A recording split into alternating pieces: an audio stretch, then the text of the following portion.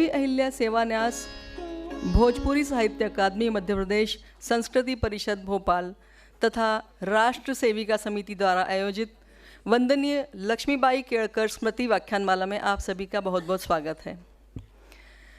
मैं एक अनुरोध करती हूँ, इसके पहले बाहर जितने भी प्रतिभागी हैं उपस्थित, वे कृपया सभागार में अपना स्थान ग्रहण करें। उसके पश्चात हम यह कार्यक्रम शुरू करेंगे। व्याख्यानमाला में पधारे हमारे आज के मुख्य वक्ता श्री अश्विन जी उपाध्याय, कार्यक्रम की अध्यक्षता कर रही हैं डॉक्टर नीलिमा जी देशमुख तथा कार्यक्रम के मुख्य अतिथि मधुलिका जी करुण का बहुत बहुत स्वागत है, हृदय से स्वागत है। मैं आप सभी अतिथियों को आमंत्रित करती हूं कि वे मंच पर अपना स्थान ग्रहण करें। श्री अश्विन जी उपाध्याय, डॉक्टर नीलिमा जी देशमुख, मधुलिका जी करुण तथा हमारे परिवार की राष्ट्र सेविका समिति की प्रांत सह कार्यवाहिका भारती दीदी कुशवाहा जी से अनुरोध है कि वे मंच पर अपना स्थान ग्रहण करें।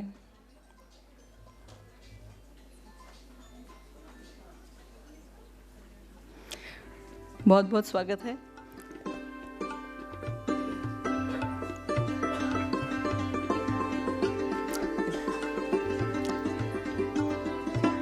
यह भूमि है रविदास की, कालिदास की, तुकाराम की, नामदेव की। इनके नाम मैंने क्यों लिए? इस व्याख्यानमाला की शुरुआत में यह बात क्यों? क्योंकि हमारे आज के जो मुख्य वक्ता हैं उनका विषय है समरसता से समर्थता।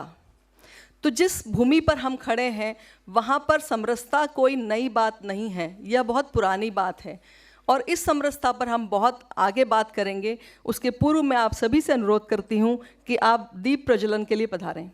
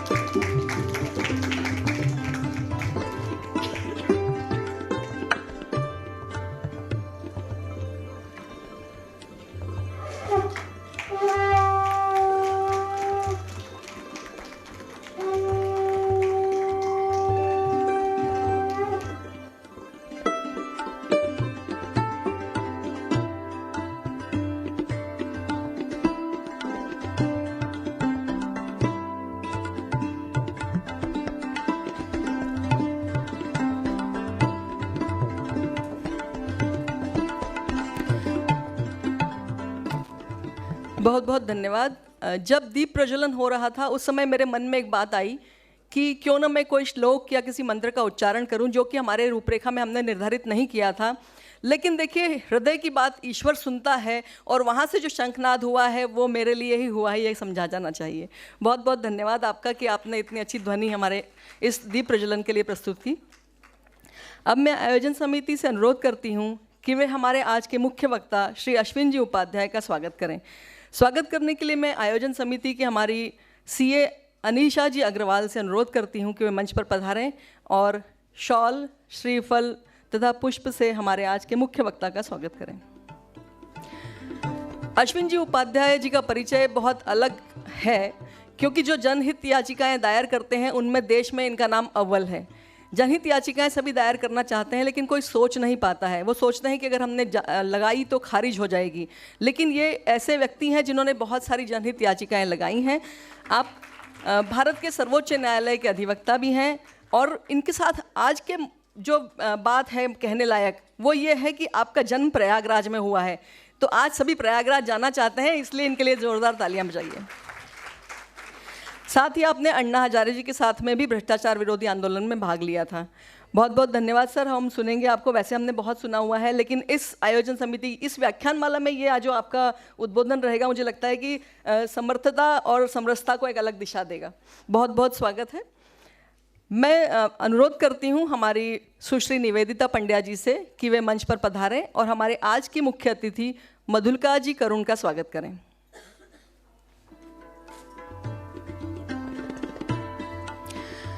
मधुलिका जी एक आईटी स्पेशलिस्ट हैं, आईटी कंसल्टेंट है, क्वाड्रालिस्ट प्राइवेट लिमिटेड की डायरेक्टर हैं और पहली बार इंदौर में येलो पेजेस की जो शुरुआत की थी वो आपने वेबसाइट बनाई थी और साथ ही में तंबोला एक ऐप बनाया है जिसको गूगल का अप्रूवल भी मिला हुआ है और इंदौर में ऑनलाइन मूवी टिकट बुकिंग के काम जो है वो मधुलिका जी ने शुरू किया था। बहुत बहुत स्वागत है आपका, दिल से स्वागत है। और मुझे लगता है कि इस तरीके के और आईटी जो कंसल्टेंसी आप करते होंगे तो अब जो नई स्टार्टअप्स हैं, क्योंकि आपका नाम स्टार्टअप में भी लिया जाता है, तो मुझे लगता है कि और स्टार्टअप को आप कंसल्टेंट करती होंगी और दिशा निर्देशन करेंगे। बहुत बहुत स्वागत। अब मैं अनुरोध करती हूँ, आज की कार्यक्रम की अध्यक्षता कर रही हैं डॉक्टर नीलिमा जी देशमुख। उनका स्वागत करने के लिए श्रेष्ठा जी गोयल से अनुरोध है कि वे मंच पर आएँ और हमारी आज के कार्यक्रम की व्याख्यान की जो अध्यक्षता कर रही हैं डॉक्टर नीलिमा जी, उनका स्वागत करें। नीलिमा जी एक डॉक्टर हैं, पेशे से 37 वर्षों से चिकित्सा के क्षेत्र में काम कर रही हैं, सेवाएं दे रही हैं। लाइफ केयर की डायरेक्टर हैं आप और एक संस्था है इंदौर में भगिनी मंडल, जो इंदौर से परिचित हैं। भगिनी मंडल 1946 में आपने स्थापित किया था और 1946 से वो संस्था लगातार अभी तक काम कर रही है और ऐसे बहुत सारे अलग अलग क्लब और ग्रुप्स हैं जिसके आप प्रेसिडेंट हैं, डायरेक्टर हैं और उसमें पार्टिसिपेट करती रहती हैं। तो आपकी सामाजिक सेवाओं के लिए हम आपके शुक्रगुजार हैं कि आप बहुत सारी सेवाएं समाज को देती हैं। इतने अलग अलग व्यक्तित्व हैं। वस्तुतः व्याख्यान का उद्देश्य ये होता है कि बहुत सारे अलग अलग व्यक्तित्वों को सुनना और व्यक्तित्वों से मिलना। तो जो सामाजिक क्षेत्र में काम करते हैं, जिस प्रबुद्धता की, बौद्धिकता की हम बात करते हैं, वो बौद्धिकता हमको हमेशा व्याख्यान मालाओं से और व्याख्यानों से ही मिलती रही है। ये हमारी भारतीय परंपरा का हिस्सा है कि जब भी हम बात करते हैं ज्ञान की परंपरा की और ज्ञान के विस्तार की, तो वह व्याख्यान के ही माध्यम से हमारे पास आता रहा है। इस आयोजन समिति की जो प्रस्तावना है, आयोजन की जो प्रस्तावना है, उसके लिए मैं आप बौद्धिक प्रमुख हमारी अपनी सीमा दीदी भिसे से अनुरोध करती हूँ कि वे स्वागत भाषण दें। वैसे स्वागत हमने औपचारिक कर दिया है, लेकिन शाब्दिक स्वागत करेंगी, सब इस विषय की प्रस्तावना आप रखेंगी। तो मैं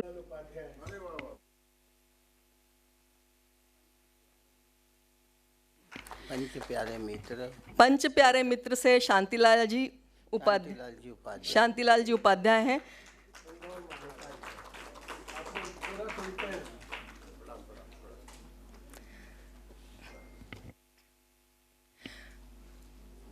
बहुत बहुत धन्यवाद शांतिलाल जी।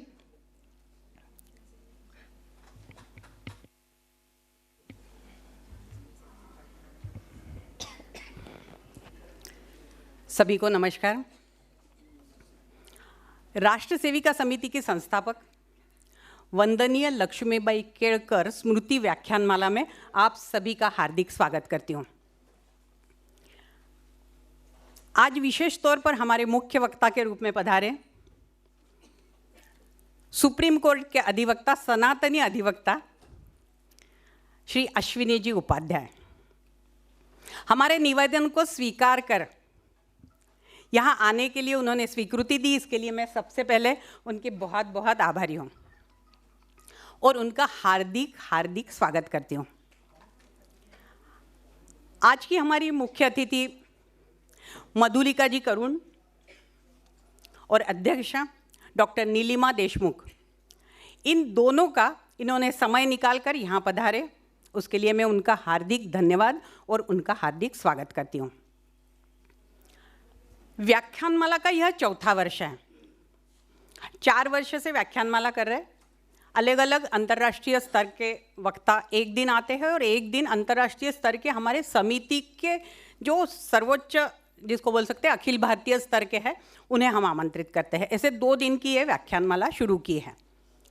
व्याख्यानमाला शुरू करने का मुख्य उद्देश्य यह रहा है कि जो महिलाएं उच्च शिक्षित हैं, फिर वो अपने प्रोफेशन हो, अपने नौकरी हो, अपना व्यवसाय हो, या उच्च शिक्षित होने के बावजूद घर पर रहने का निर्णय करने वाली आदरणीय गृहिणियां हो, वह सभी महिलाएं समय दे नहीं पाती है सामाजिक कार्यों के लिए।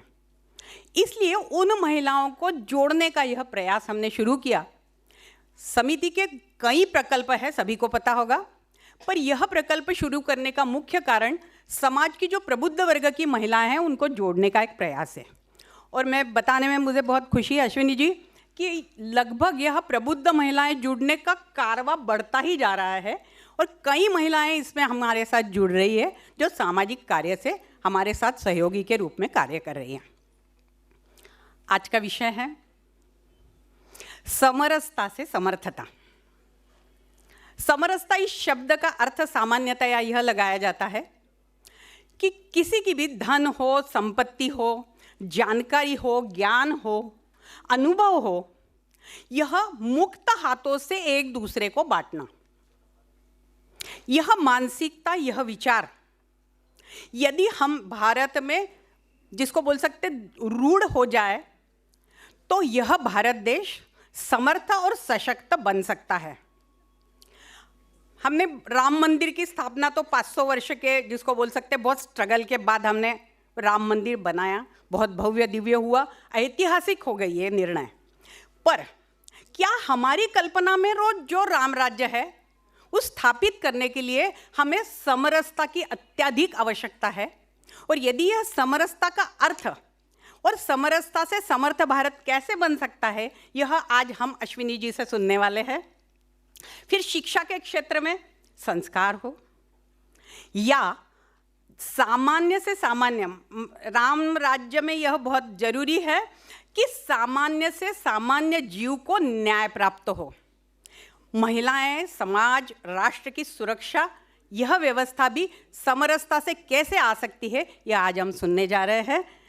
अश्विनी जी का और बाकी हमारे अतिथि और हमारी अध्यक्ष का मैं हार्दिक स्वागत करती हूँ पुनः एक बार। धन्यवाद। जय हिंद, जय भारत।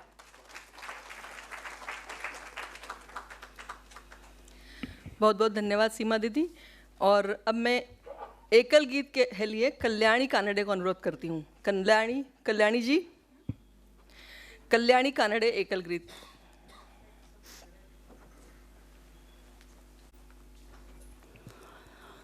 ऐक्य बोध हो, ऐक्य बोध हो, हम तुम यह भेद मिटे सारे अलगाव हटे, हम तुम यह भेद मिटे सारे अलगाव हटे। ऐक्य बोध हो, ऐक्य बोध हो, बंधु भाव आधारित समरसता हो। एक ब्रह्म सब में है एक चेतना, छुआछूत की फिर क्यों भ्रांत धारणा। शिव, राम, कृष्ण, बुद्ध, महावीर भी, नानक, बिरसा, कबीर सबके हैं सभी।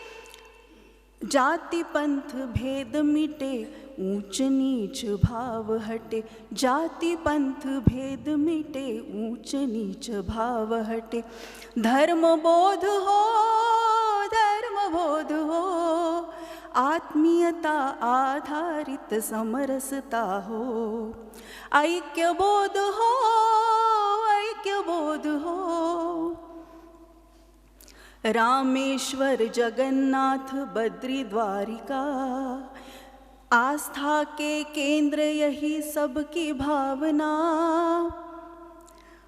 हम नहीं है भिन्न अपितु विविध रूप है, पंथ अलग अलग किंतु मंत्र एक है।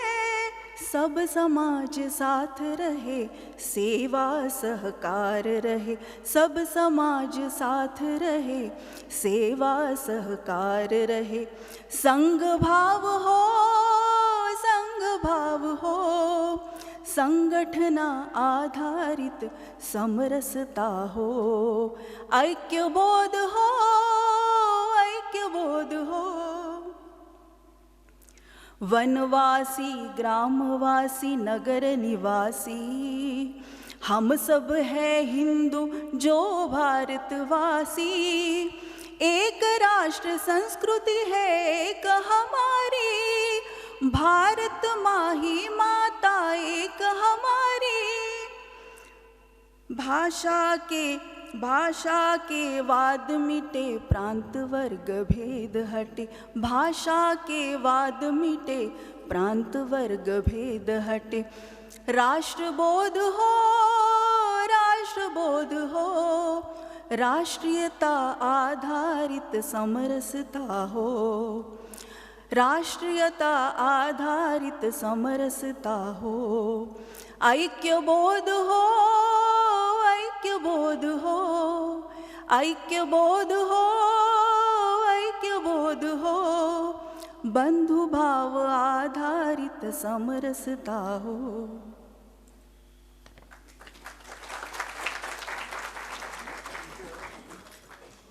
इतनी मधुर आवाज़ कल्याणी जी की कि ऐसा लग रहा था कि ये निरंतर चलता रहे, और बहुत ही आपने मधुरता से प्रस्तुत किया उस गीत को, जिस गीत में बहुत सारी बातें अलग अलग समाहित हैं। एक के भाव हो, जिस एक के भाव की बात हम कर रहे हैं, जिस समरसता की बात हम कर रहे हैं, इस समरसता में बाधाएं क्या हैं, क्या क्या अवरोध हैं, क्यों समरसता नहीं है, या समरसता का हमको फिर से इस समरसता को एक पुनर्विचार करने की आवश्यकता क्यों पड़ रही है।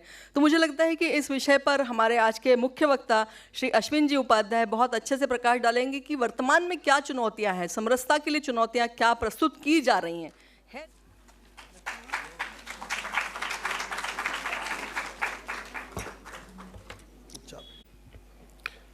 भारत माता की, भारत माता की, भारत माता की। सबसे पहले इस पवित्र भूमि को प्रणाम करता हूँ, माँ अहिल्याबाई होलकर को प्रणाम करता हूँ, अपने उन सभी पूर्वजों को प्रणाम करता हूँ जिनके कारण मैं आज भी हिंदू हूँ और मेरा नाम अश्विनी उपाध्याय है। गुरु तेग बहादुर जी को, गुरु गोविंद सिंह जी को प्रणाम करता हूँ, छत्रपति शिवाजी महाराज, संभाजी महाराज को प्रणाम करता हूँ, और अपने उन सभी पूर्वजों को प्रणाम करता हूँ जिन्होंने जजिया देना स्वीकार किया, बहुत सारी यातनाएं झेली, लेकिन सनातन धर्म को नहीं छोड़ा, सनातन संस्कृति को नहीं छोड़ा, हिंदू बने रहे।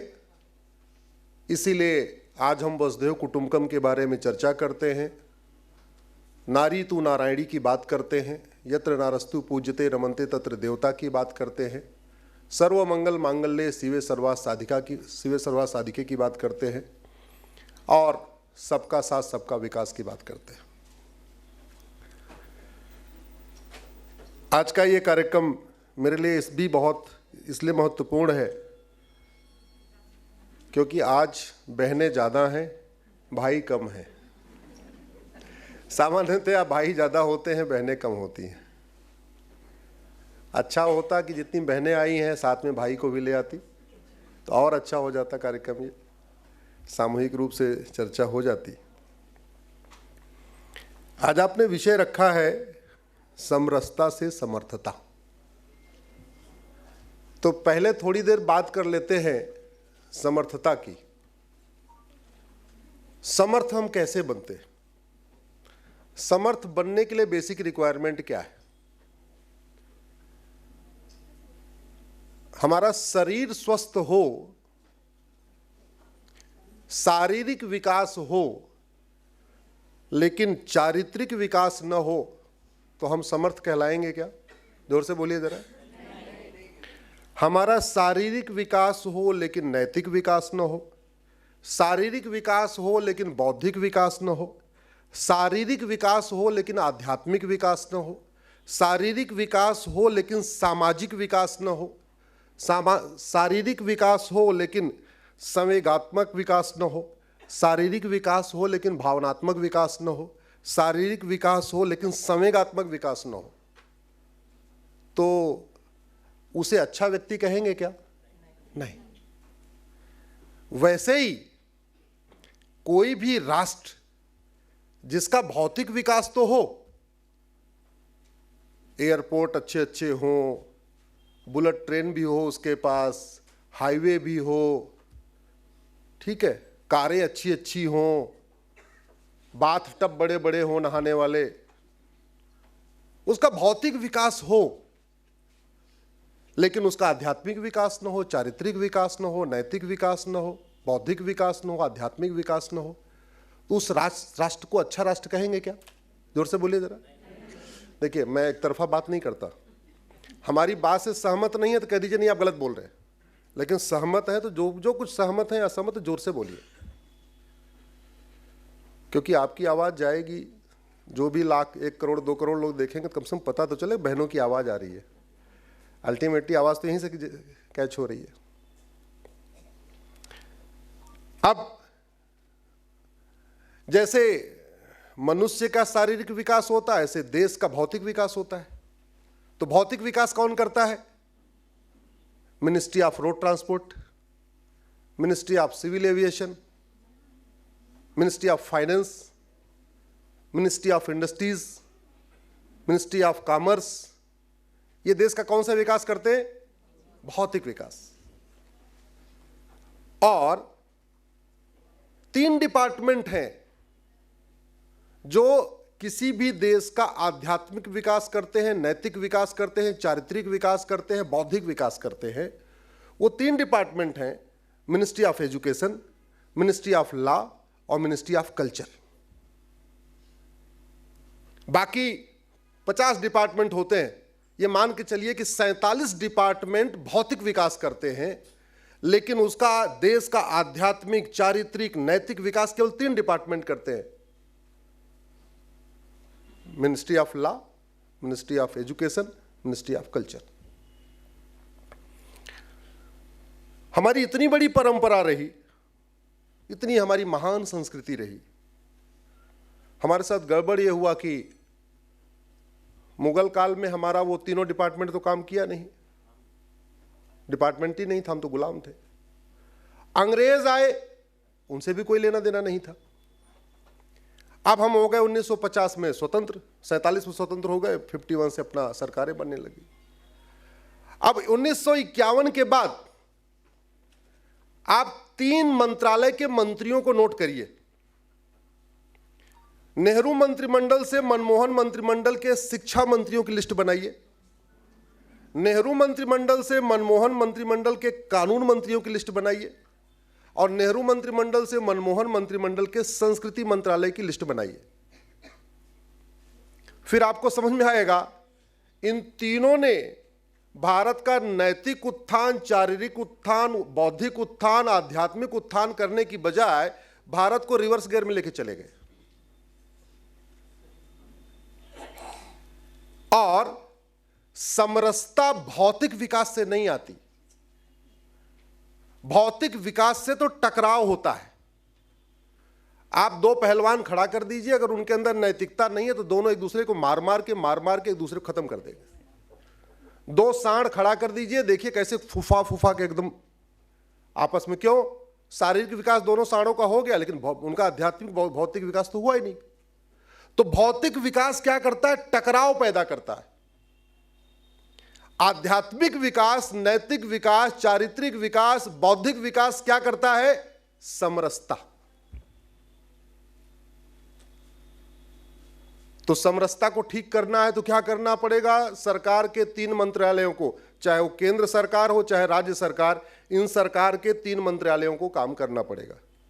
पहली बात तो सामाजिक समरसता पे ये मेरी राय है, ये मेरी राय गलत भी हो सकती है।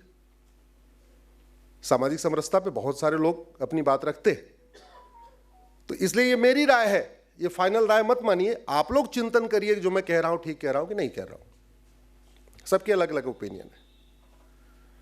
ये भारत का संविधान भी सामाजिक समरसता की बात करता है। आप इसके प्रियम्बल से उठाइए, आर्टिकल 13, 14, 17 कहता छुआछूत खत्म कर दो। ये कायदे से अगर आप देखिए संविधान की इंटरप्रिटेशन, तो इसका जो अल्टीमेट लक्ष्य है वो राम राज्य की स्थापना है।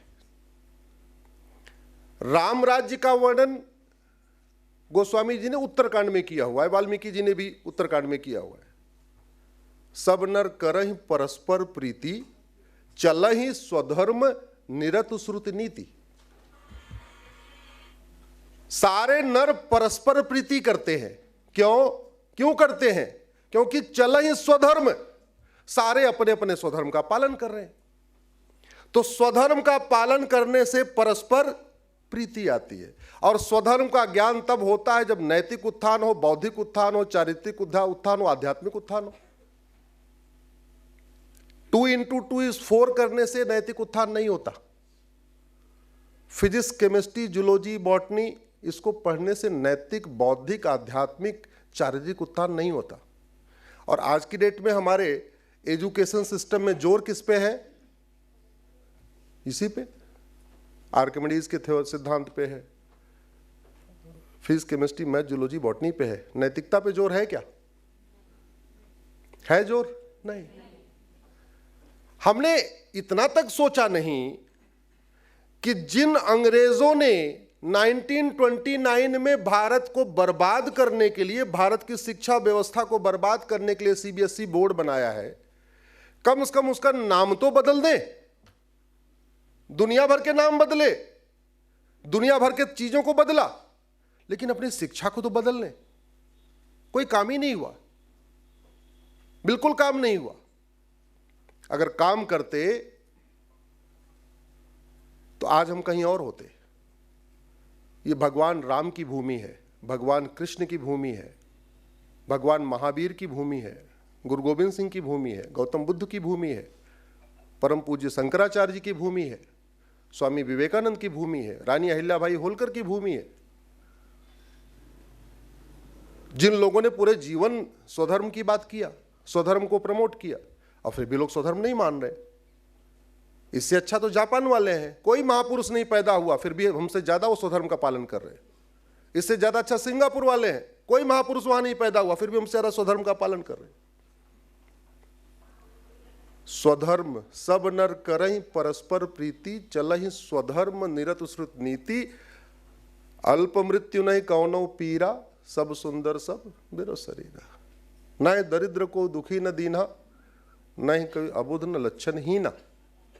रामराज्य में इसका वर्णन आ रहा है। अब सवाल यह है कि सामाजिक समरसता आएगी कैसे? सामाजिक समरसता के लिए मेरा अपना मानना है 2 चीज होना चाहिए। शिक्षा में संस्कार हो और कानून का खौफ हो। जैसे 2 सगे भाई आपस में झगड़ा तब नहीं करेंगे, परस्पर प्रेम से तब रहेंगे जब उनके अंदर संस्कार कूट कूट के भरा हो, लेकिन पिताजी का खौफ भी हो कि अगर प्रेम से नहीं रहेंगे तो पिताजी ठोके भी। तो परस्पर प्रेम कब आएगा? जब शिक्षा में संस्कार हो, कानून का खौफ हो, उसी से प्रेम आएगा। ये कहीं भी, और घर में भी उठा के देख लीजिए, समाज में भी उठा के देख लीजिए। आखिर हमारे देश में एक दबंग आदमी एक गरीब के जमीन पे कब्जा क्यों कर लेता है? जापान का एक दबंग एक वहां की गरीब की, दबंग से मतलब समृद्ध आदमी, एक गरीब की जमीन पे कब्जा क्यों नहीं करता? सिंगापुर में क्यों नहीं करता? समरसता हमारी इसलिए टूट रही है क्योंकि हमारी न्यायिक व्यवस्था समरसता को तार तार करने वाली है। सामाजिक समरसता इसलिए टूट रही है, ये शहरों में जो चल रहा है, आपको सामाजिक समरसता देखना, थोड़ा गांव में जाके देखना पड़ेगा कि सामाजिक समरसता टूटती क्यों है। और मैं शुद्ध गांव का रहने वाला हूं। हमने 5वीं तक आम के नीचे बैठ के पढ़ाई किया है। ए फॉर एप्पल हमने 6वीं में जाके पढ़ा है। उसके पहले ए कैसे बनता हमने 5वीं तक पता ही नहीं था। सामाजिक समरसता इसलिए टूट जाती है कि गांव का एक दबंग गरीब की जमीन पे कब्जा कर लेता है, गरीब कुछ पाता तो क्या करता है? अपने 2-3 बेटों को लाठी लेके उसके सामने खड़ा हो जाता है, बोले हम ट्रैक्टर नहीं चलाने देंगे। फिर वो दबंग थानेदार को 50,000 रुपए देता है और उसके खिलाफ एफआईआर करवा देता है, झूठी एफआईआर करवा देता है। मात्र 50,000 रुपए में झूठी एफआईआर। अभी झगड़ा 2 में था, एक दबंग और एक गरीब में। एक ने जगह कब्जा किया, दूसरे की जगह पे कब्जा हुआ। लेकिन जैसे वो झूठी एफआईआर हुई, आपका रास्ता खुल गया सामाजिक समरसता टूटने का। क्यों? क्योंकि पुलिस अब जांच करने आएगी। जब जांच करने आएगी तो दबंग अपने पक्ष के लोगों को इकट्ठा करेगा। तो मान लीजिए 100 घर थे तो 20 लोगों को दबंग ने अपने पक्ष में ले लिया, हमारे पक्ष में गवाही दो पुलिस को। तो गरीब भी क्या करेगा? वो भी 15-20 को ले लेगा। तो दबंग जिस जाति का था वो सारे जाति वाले एक तरफ हो गए, और गरीब जिस जाति का था, उसमें हिंदू ब्राह्मण क्षत्रिय वैश्य का मतलब ही नहीं है, मतलब जिस भी जाति का था गरीब, उसने अपने जाति वालों को इकट्ठा कर लिया। क्यों? क्योंकि अब जांच शुरू हो चुकी है, एफआईआर हो चुका है, तो जांच होगी, और जांच होगी तो दोनों पक्षों के गवाह बयान होंगे। अभी समरसता 2 घरों में टूटी थी, एक दबंग एक गरीब में। जैसे जांच शुरू हुई 40 घरों की टूट गई, क्योंकि 20 उधर हो गए, 20 इधर हो गए। उसके बाद मामला कोर्ट में गया। कोर्ट में गया तो अब और गवाह चाहिए, क्योंकि मुकदमा जीतना है। अच्छा, दबंग का कुछ खर्च नहीं हो रहा है, क्योंकि दबंग ने गरीब की 10 बीघे जमीन पे कब्जा कर रखा है, तो जितना उससे पैदावार हो रही है उसी से कोर्ट का काम धाम कर रहा है। उसको तो बल्ले बल्ले, उसको कोई अपनी जेब से नहीं जा रहा है। लेकिन गरीब जिसकी 10 बीघे जमीन थी, उसकी 10 बीघे जमीन पे कब्जा भी हो रखा है, और ऊपर से वो बेचारा कोर्ट भी दौड़ रहा है, थानेदार के यहां थाना भी जा रहा है, हर महीने तारीख भी जा रहा है। 2 घरों से समरसता टूटी, पहुंच गई 42 घरों में। तारीख पे तारीख शुरू हुई, गवाहों के बयान शुरू हुए। जब कोर्ट में मामला गया तो 20-20 और गवाह चाहिए। अब पहुंच गया 60-62 घरों में, 65 घरों में पहुंच गया। 20 साल के आसपास मुकदमा डिस्ट्रिक्ट कोर्ट में चलेगा, 10 साल करीब हाई कोर्ट में चलेगा, 10 साल करीब सुप्रीम कोर्ट में चलेगा। तो उस पूरे गांव में 40 साल तक समरसता टूटी हुई है, और 100 घर में से 60 घर ऐसे हो गए जो 2 फाड़ हो चुके हैं। अब वो होली दिवाली एक दूसरे से नहीं मिलेंगे, दशहरे पे एक दूसरे से नहीं मिलेंगे, किसी त्योहार पे नहीं मिलेंगे, शादी विवाह होगी तो निमंत्रण एक दूसरे को नहीं देंगे। ये अगर आपको सामाजिक समरसता ठीक करना है तो सबसे पहले भारत की न्यायिक व्यवस्था को ठीक करना पड़ेगा। आज की न्यायिक व्यवस्था, आज की पुलिस व्यवस्था, आज की प्रशासनिक व्यवस्था पूरी तरीके से दबंग के पक्ष में है। गरीब चाहता है जल्दी जल्दी उसके मुकदमे का फैसला हो जाए। गरीब से मतलब जो पीड़ित है, और जो शोषक है वो चाहता है मुकदमा लंबा चले। और मुकदमा जल्दी खत्म हो रहा है या लंबा चल रहा है? जोर से बोलिए जरा। लंबा। तो न्यायिक व्यवस्था किसके पक्ष में हुई? शोषक के पक्ष में हुई। भारत का संविधान कहता है, आर्टिकल 47, नशाबंदी करो। बड़ी लंबी चर्चा हुई थी, क्यों नशाबंदी करना। एक आर्गुमेंट यह भी आया था कि सबको खाने और पीने का अपना फंडामेंटल राइट होना चाहिए, कम से कम नशा वशा पर रोक नहीं लगनी चाहिए। लेकिन संविधान निर्माताओं ने कहा नहीं, भारत का आध्यात्मिक विकास करना है, नैतिक विकास करना है, बौद्धिक विकास करना है, चारित्रिक विकास करना है, तो नशे को कंट्रोल करना पड़ेगा। इसलिए आर्टिकल 47 आया। बड़ी लंबी चर्चा हुई। महावीर त्यागी जी ने इस पर बहुत अच्छा भाषण दिया है जब संविधान सभा में इस पर बहस हो रही थी। आज क्या हो रहा है? हुक्का बार का लाइसेंस कौन देता है? जोर से बोलिए जरा। बियर बार का लाइसेंस कौन देता है? डांस बार का लाइसेंस कौन देता है? सट्टा बार का लाइसेंस कौन देता है? और संविधान को किसको लागू करना था? तो यानी संविधान कौन तोड़ रहा है? सरकार।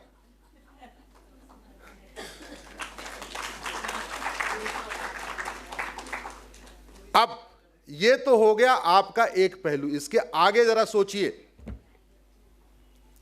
आगे ये है, मैं पिछले 20 वर्षों से जो 2-3 साल की बच्चियों के साथ बलात्कार होता है तो उसकी थोड़ी हिस्ट्री में समझने की कोशिश करता हूं। सुप्रीम कोर्ट के बगल में पटियाला हाउस कोर्ट है, डिस्ट्रिक्ट कोर्ट है, तो वहां से मुझे हिस्ट्री पता चलती रहती है। मैंने 2-4 वकीलों को बोल भी रखा है कि जब ऐसे 2-4 साल की बच्चियों के साथ रेप हो तो जरा मुझे उसकी बताना। 90% रेप छोटी बच्चियों का नशे में किया जाता है। या तो वो ड्रग एडिक्ट होता है, या तो शराब का एडिक्ट होता है, कुछ न कुछ होता है। यानी 90% बच्चियों के बलात्कार के लिए कौन जिम्मेदार है? नशा। नशा रोकना किसका जिम्मेदारी? तो इसका मतलब अगर नशा नहीं रुक रहा है, 90% बलात्कार हो रहे हैं, तो 90% बलात्कार के लिए कौन जिम्मेदार? जोर से बोलिए। सरकार। हमसे कड़वा कड़वा मिलेगा। अगले जितनी देर बोलूंगा, मीठा झूठ बोलना नहीं आता। मीठा झूठ बोलते तब तक सांसद विधायक मंत्री हो चुके होते।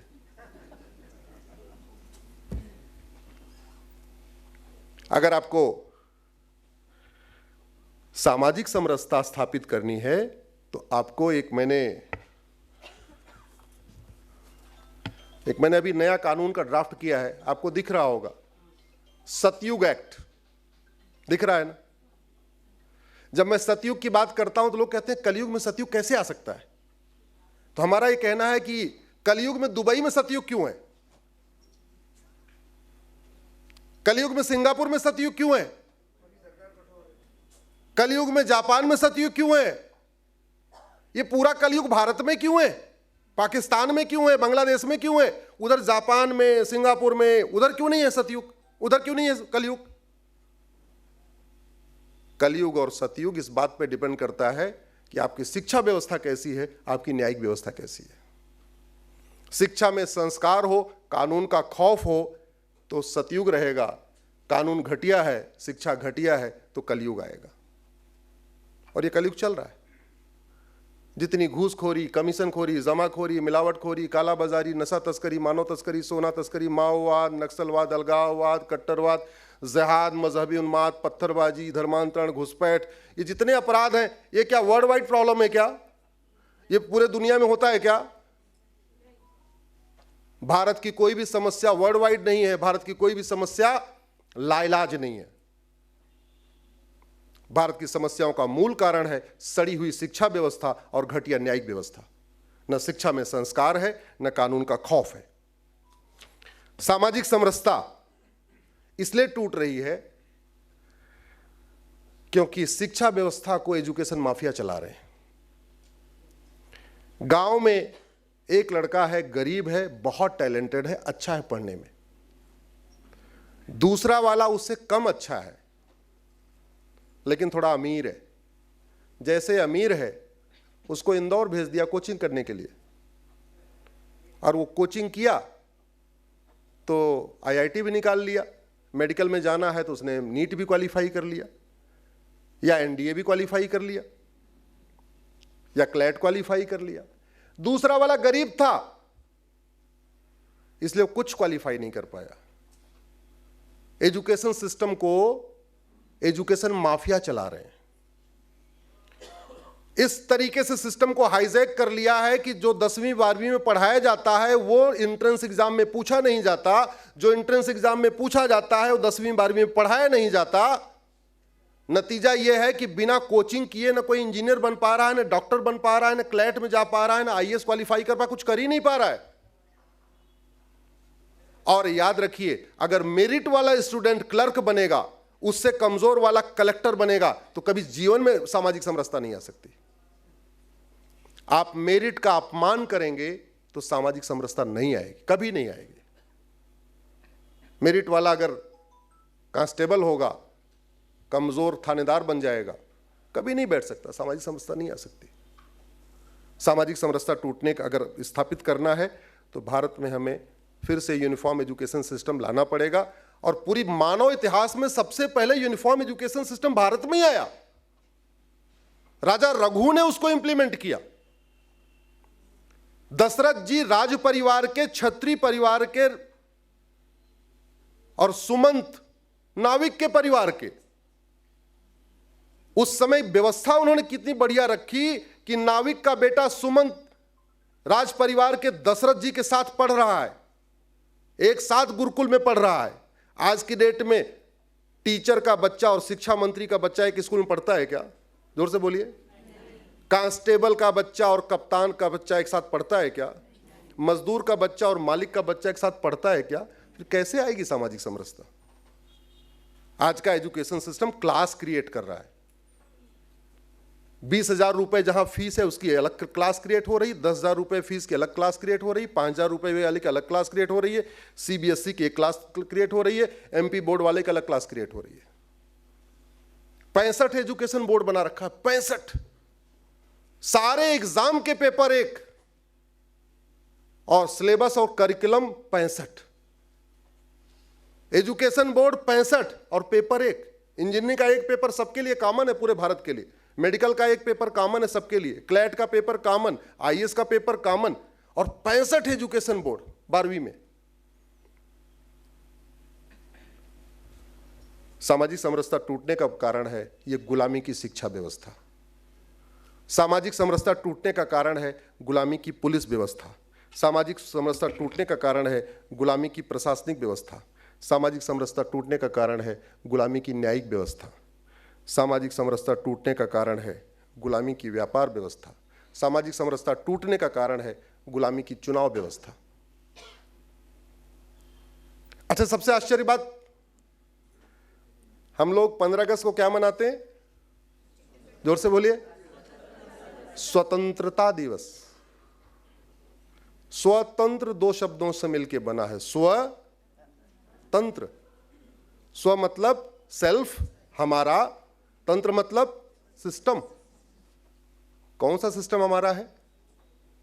एजुकेशन सिस्टम हमारा है क्या? जोर से बोलिए। पुलिस सिस्टम हमारा है, एडमिनिस्ट्रेटिव सिस्टम हमारा है, जुडिशियल सिस्टम हमारा है, टैक्स सिस्टम हमारा है, बिजनेस सिस्टम हमारा है। कोई सिस्टम हमारा नहीं है। फिर भी इस साल हम 75वीं वर्षगांठ मना रहे हैं स्वतंत्रता की।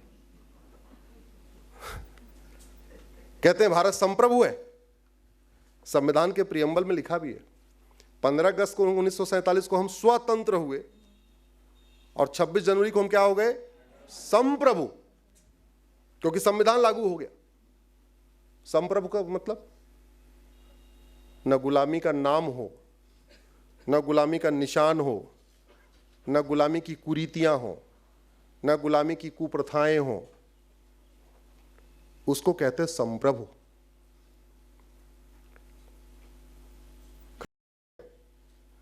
अब की बार जब एयरपोर्ट पे जाना तो फ्लाइट में चढ़ने से पहले देखना फ्लाइट पे लिखा क्या है।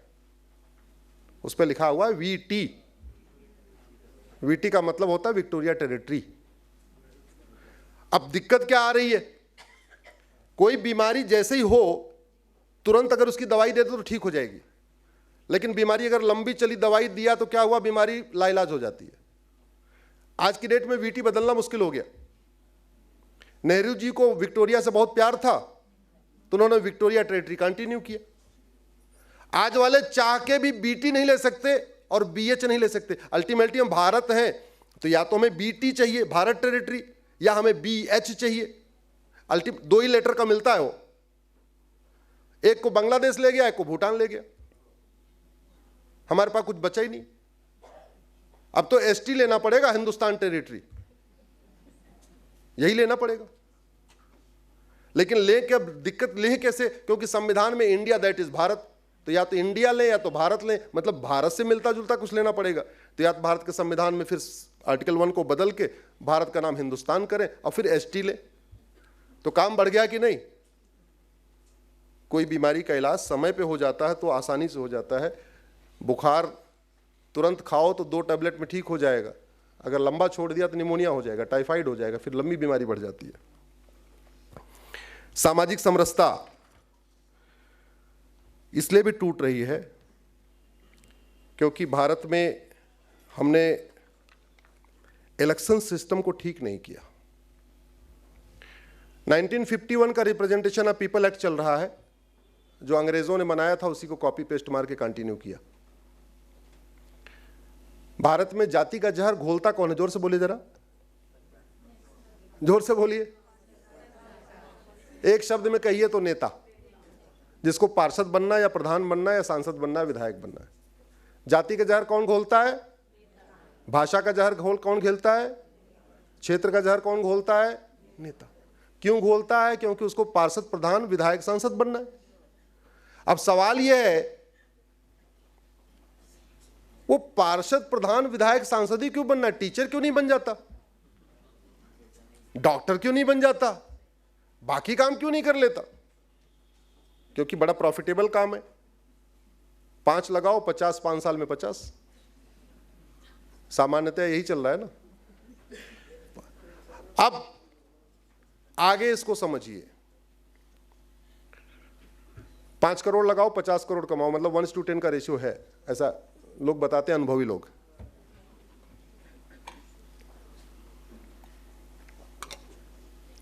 कानून, इस पे मेरी इलेक्शन रिफॉर्म पे मेरी करीब 20 PIL है। कानून इतना सड़ा हुआ है, किसी व्यक्ति को 2 दिन की सजा हो जाए तो वो होमगार्ड भी नहीं बन सकता, टीचर भी नहीं बन सकता। कांस्टेबल नहीं बन सकता, क्लर्क नहीं बन सकता, कुछ भी नहीं बन सकता, मात्र 48 घंटे की कोर्ट के द्वारा सजा हो जाए तो। लेकिन उसको 2 साल तक की सजा हो जाए तब भी वो सांसद, विधायक, मंत्री, पार्षद, प्रधान बन सकता है। ये कौन सा कानून है? 1951 वाला, 1951 में नेहरू जी बना के गए थे। ठीक है, अच्छा इसके आगे और जरा सुनिए। मान लो 2 साल से ज्यादा की सजा होगी तब 6 साल का चुनाव लड़ने पे बैन लगेगा।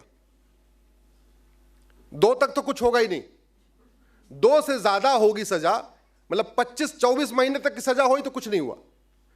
25 महीने की सजा हुई तब क्या होगा? चुनाव लड़ने पे कितना बैन? 6 साल का। लेकिन पार्टी बनाने और पार्टी अध्यक्ष बनने पे वो भी नहीं है। तो चुनाव नहीं लड़ सकता, लेकिन पार्टी अध्यक्ष बन के दूसरों को चुनाव लड़ा सकता है। लालू यादव आजीवन सजा याफ्ता है ना, पार्टी अध्यक्ष हैं कि नहीं? ऐसे 25 लोग हैं जो सजा याफ्ता हैं। सजा याफ्ता है। मधु कोड़ा पार्टी अध्यक्ष है, शशिकला पार्टी अध्यक्ष है, चौटाला जी भी कुछ दिन पहले चले गए, नहीं तो वो भी आजीवन का पार्टी अध्यक्ष थे अपनी पार्टी के। तो अगर आपको सामाजिक समरसता स्थापित करना है तो नियम कानूनों को बदलना पड़ेगा और खास तौर पे करप्शन को खत्म करना पड़ेगा। सामाजिक समरसता में जो सबसे बड़ा बैरियर है वो करप्शन है, और इस करप्शन ने हमें बहुत नुकसान किया। गुरु तेग बहादुर जी की लड़ाई चल रही थी, गुरु गोविंद सिंह जी की लड़ाई चल रही थी। उस लड़ाई के दौरान जब नदी पार कर रहे थे तो गुजरी माता 2 छोटे साहिबजादों के साथ अलग हो गई। गंगू ने उनको बचाया। गंगू अपने घर पे ले गया गुजरी माता को और दोनों छोटे साहिबजादों को, लेकिन 100 असरफी के लिए उसने उसको वजीर खां को बता दिया कि माता भी हमारे, दोनों बच्चे हमारे पास हैं। उसको 100 असरफी मिल गई। तो 100 असरफी लिया, उसके बदले वजीर खान ने पकड़वा के रात भर उनके साथ क्या क्या किया आपको पता? दीवार में चिनवा दिया। संभाजी महाराज के साथ धोखा किसने किया था? उनके नौकर ने। किस लिए किया था? असरफियों के लिए। वो धोखा खत्म कहां हुआ? अब तो बढ़ चुका है। पहले एक वजीर खां था, एक औरंगजेब था, एक बाबर था, एक हुमायूं था। अब तो हर जिले में बाबर, हुमायूं, तुगलक, वजीर खां है। और पहले तो एक जयचंद था, एक गंगू था। अब तो हर जिले में गंगू है, हर जिले में जयचंद है।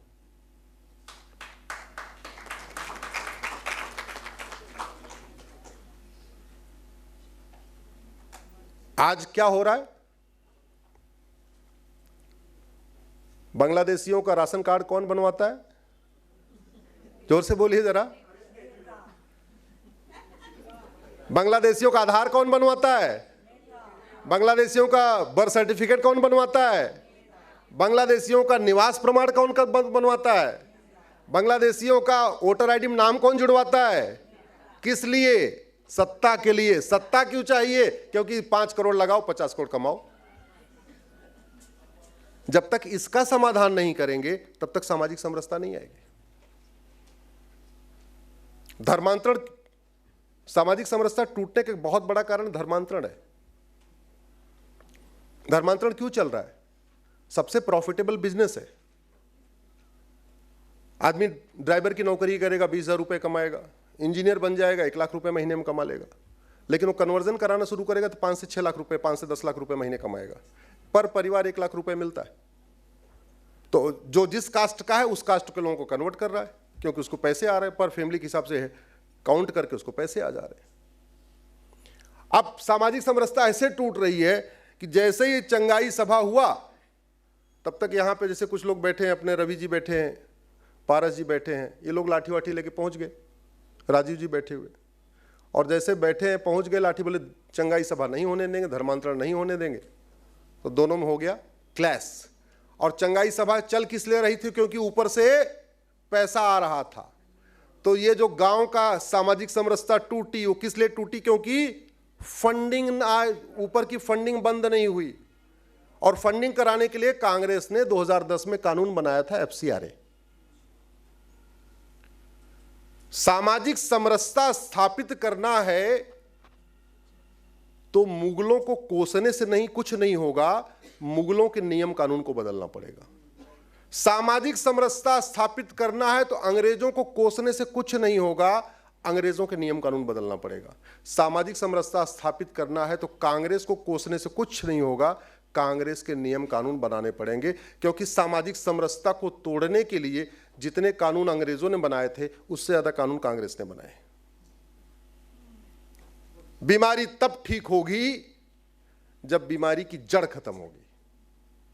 कई बार ऐसा होता है ना, आपको हेडेक होता है, सर में सर दर्द दिखाई पड़ता है, लेकिन पता चला पेट में गैस रहती है। तो जब तक पेट की सफाई नहीं होगी तब तक सर दर्द ठीक नहीं होगा। आप डिस्प्रिन खा खा के अगर हेडेक ठीक करोगे तो थोड़ा मोमेंटरी ठीक हो जाएगी, लेकिन बार बार आपको हेडेक होता रहेगा। फिर परमानेंट इलाज करना तो पेट की सफाई करो। सामाजिक समरसता हमको स्थापित करना है तो हमको किसान से सीखना पड़ेगा। किसान क्या करता है? सीधे बीज की बुआई कर देता है क्या? इधर एक किसान बैठे हैं, पारस जैन जी हैं। सामाजिक पहले क्या करता है? वो जुताई करता है, गुड़ाई करता है, निराई करता है, खरपतवार की सफाई करता है, फिर भी थोड़ा खरपतवार है तो पेस्टिसाइड डाल देता है।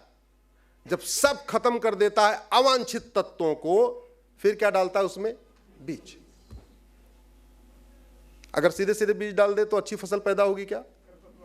समरस समाज स्थापित करना है तो सबसे पहले आपको गुलामी की पुलिस व्यवस्था बदलना पड़ेगा, गुलामी की शिक्षा व्यवस्था बदलना पड़ेगा, गुलामी की न्यायिक व्यवस्था बदलना पड़ेगा, गुलामी की प्रशासनिक व्यवस्था बदलना पड़ेगा, और ये जो खरपतवार है इन खरपतवारों की सफाई करना पड़ेगा। खरपतवारों की कमी है क्या?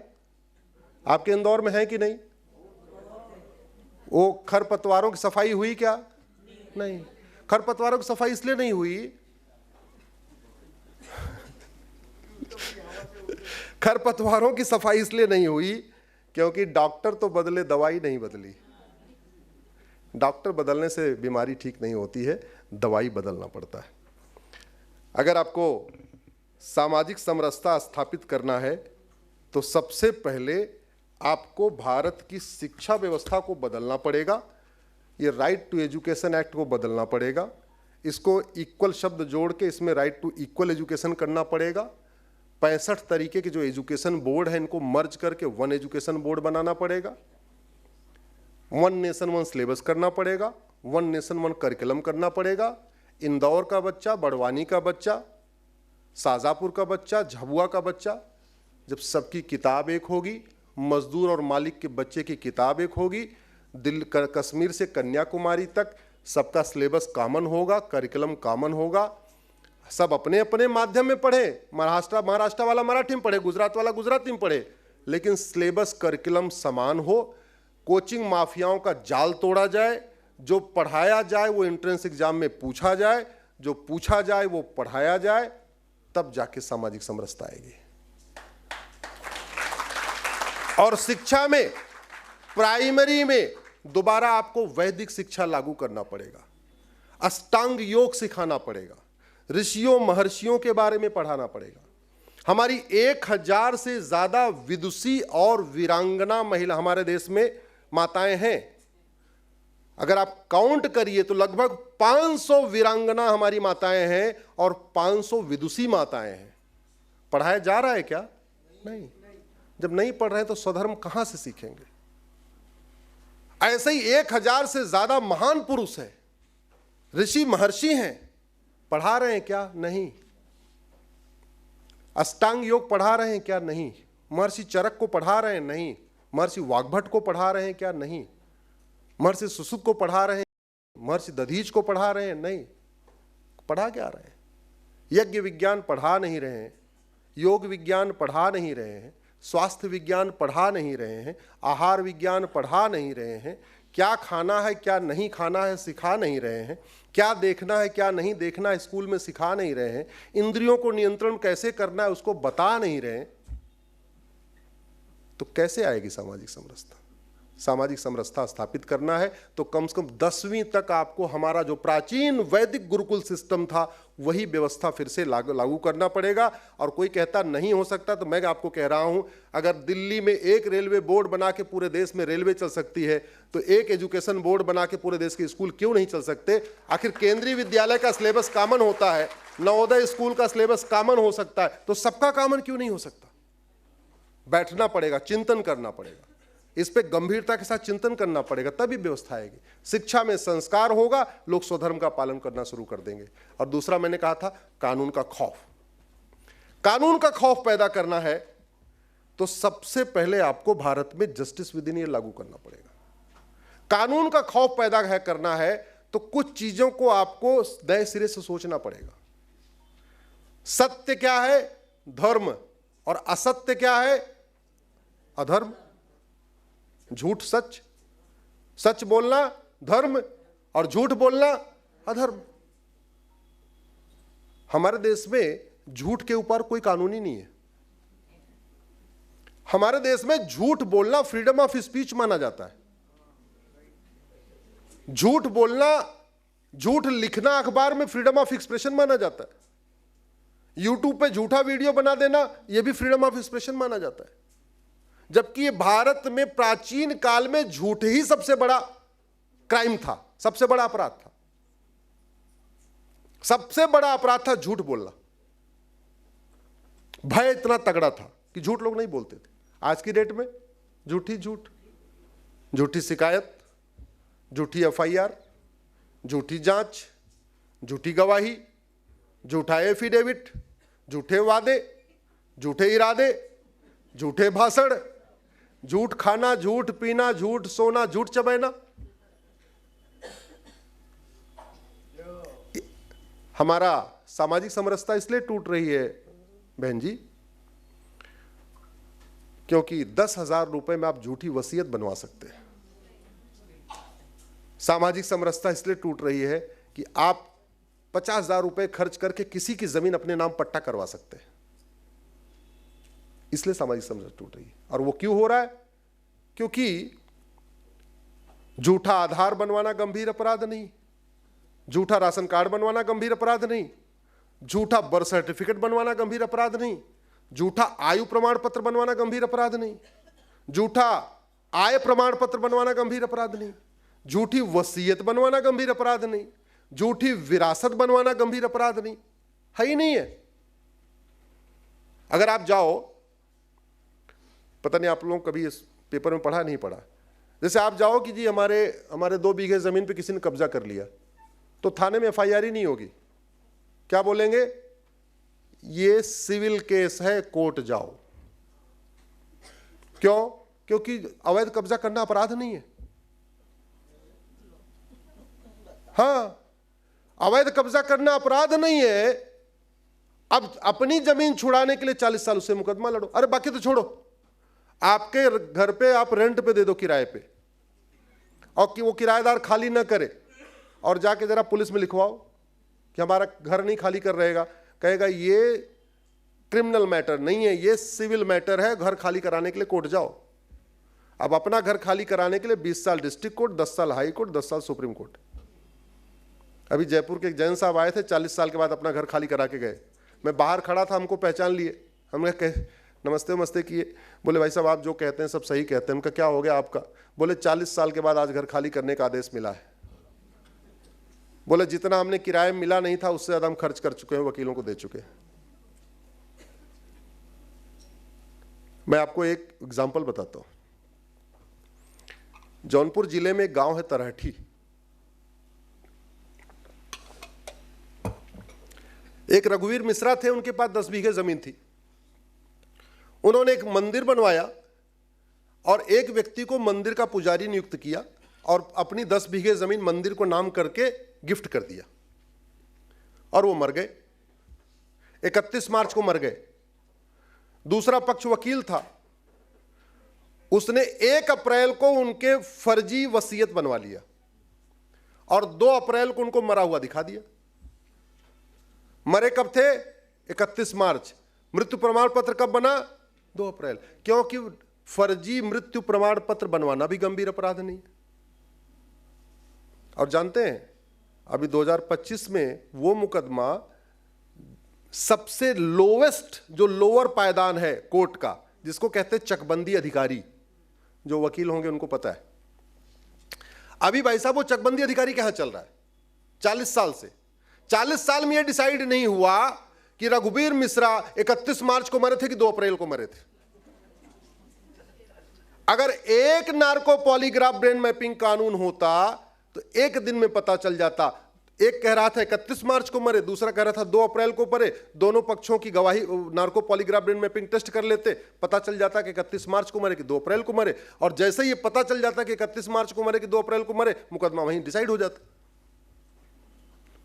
तो जो मुकदमा 1 सप्ताह में डिसाइड हो सकता था, वो 40 साल में अभी चकबंदी अधिकारी के यहां चल रहा है। अगर आज डिसाइड हो जाए तो इसकी अपील होगी एसओसी के यहां, फिर वहां डिसाइड हो जाए उसकी अपील होगी डीडीसी के यहां, फिर वहां डिसाइड हो जाए उसकी अपील होगी चकबंदी कमिश्नर के यहां, फिर वहां डिसाइड हो जाए उसकी अपील होगी हाई कोर्ट में, फिर वहां डिसाइड हो जाए तो उसकी अपील होगी सुप्रीम कोर्ट में।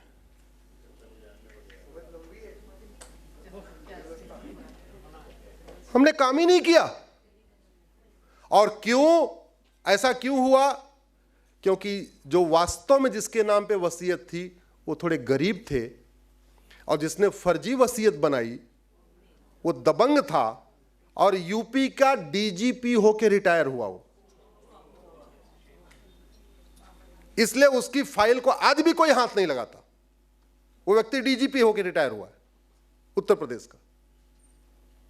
तो हमारी व्यवस्था किसके पक्ष में है? उस गरीब आम आदमी के पक्ष में है या उस डीजीपी के पक्ष में है? पावर वाले के पक्ष में। इसलिए सामाजिक समरसता नहीं आ रही है। इसलिए सामाजिक समरसता नहीं आ रही है। और पूरा गांव टूट 2 फाड़ में हो रखा है। तब से 1985 से पूरा का पूरा गांव 2 फाड़ हो रखा है। क्यों? क्योंकि मुकदमा खत्म ही नहीं हो रहा है। होली दिवाली मिलना, नया साल पे मिलना, शादी विवाह में सामूहिक रूप से इकट्ठा सब बंद हो चुका है। पूरे गांव में आधे लोग उधर गवाही दे रहे हैं, आधे लोग उधर गवाही दे रहे हैं। आधे लोग कह रहे हैं 31 मार्च को मरा है, आधे लोग कह रहे हैं 2 अप्रैल को मरे। यह आज तक चल रहा है। सामाजिक समरसता स्थापित करना है, इसको बदलना पड़ेगा। सामाजिक समरसता स्थापित करना है तो हमें फर्जी वाड़े को गंभीर अपराध घोषित करना पड़ेगा। अमेरिका में 9/11 हुआ था ना, आतंकवादी घटना हुई थी। उसके बाद वहां एक आतंकवादी पकड़ा गया, David Coleman Headley. David Coleman Headley से पूछा, तुमने रेकी किया था क्या?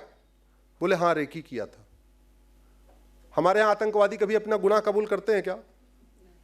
हमारे यहां चोर, बदमाश, डकैत कभी अपना गुनाह कबूल करते नहीं करते। लेकिन डेविड कोलमैन हेडली ने तुरंत एक्सेप्ट किया, हां हमने रेकी किया। जानते क्यों किया? उसने दिमाग से काम किया। क्योंकि अमेरिका में रेकी करने की सजा 10 साल है और झूठ बोलने की सजा 10 से 20 साल की है। तो चूंकि उसने एडमिट कर लिया तो 10 साल की सजा हुई। अगर एडमिट नहीं करता, फिर उसका narco polygraph brain mapping test होता, टेस्ट में कंफर्म हो जाता कि इसने रेकी किया था, तो 20 साल की और होती 30 साल सजा होती। हम लोग भगवान सामाजिक समरसता स्थापित करना है तो हमें राम नीति लागू करना पड़ेगा। राम नीति क्या है? भय बिन होए न प्रीत। और कृष्ण नीति क्या है? सठे साठ्यम समाचरित।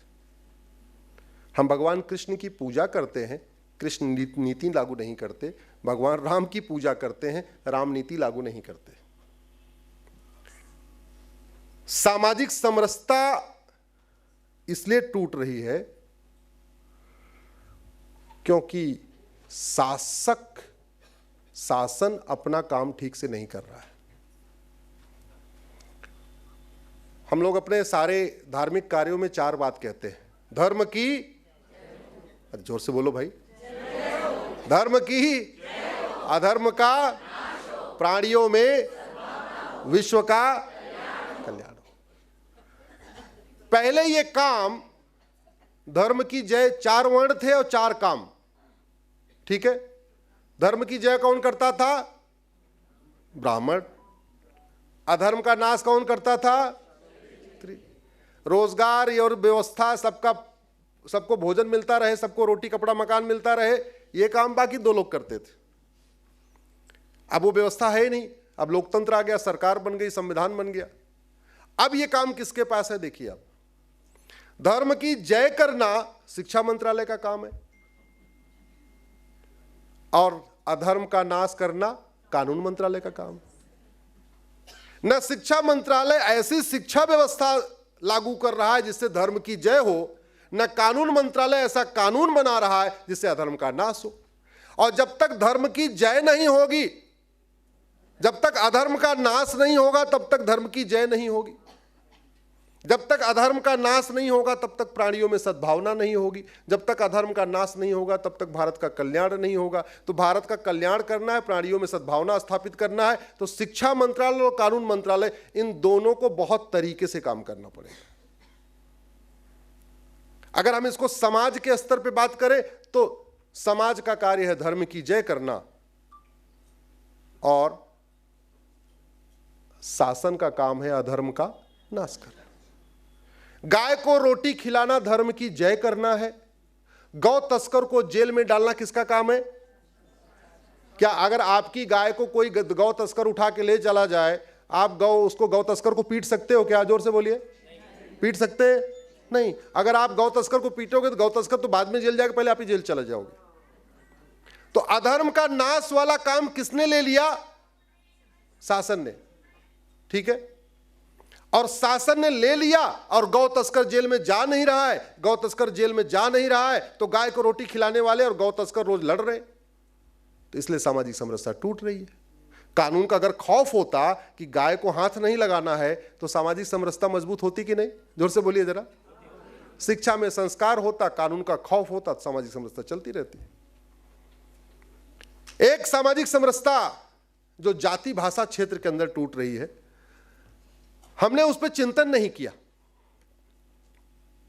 ये जाति व्यवस्था कितनी पुरानी है? 1500 साल पुरानी। उसके पहले नहीं थी। राम लक्ष्मण भरत शत्रुघ्न का एक ही एक नाम था ना, एक एक शब्दों का नाम था। चंद्रवंशी, सूर्यवंशी, सिंह तो नहीं लिखते थे ना वो।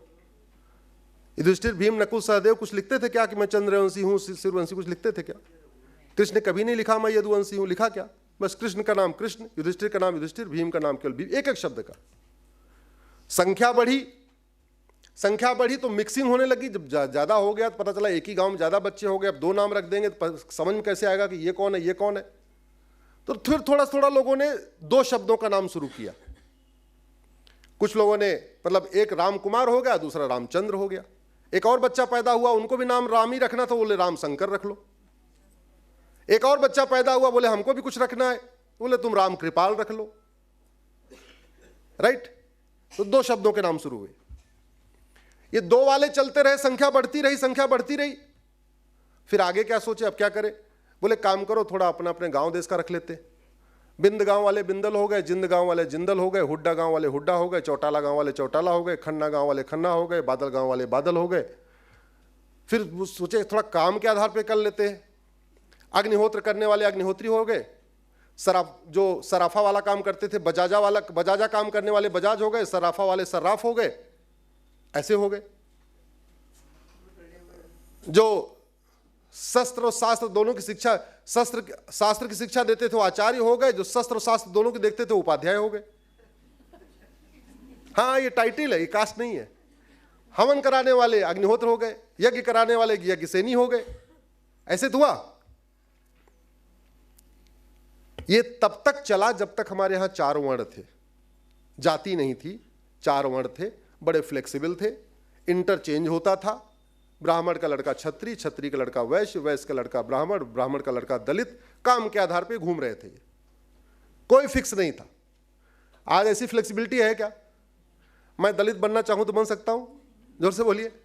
नहीं बन सकता। हाँ, झूठे सर्टिफिकेट से बन सकते हैं। इसीलिए सरकार ने झूठ को गंभीर अपराध नहीं घोषित किया। बिल्कुल सही कह रही है। अब देखिए,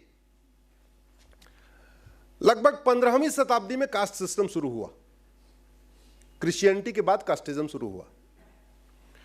फिर धीरे धीरे ये जड़ बनने लग गया, मतलब फिक्स होने लग गया।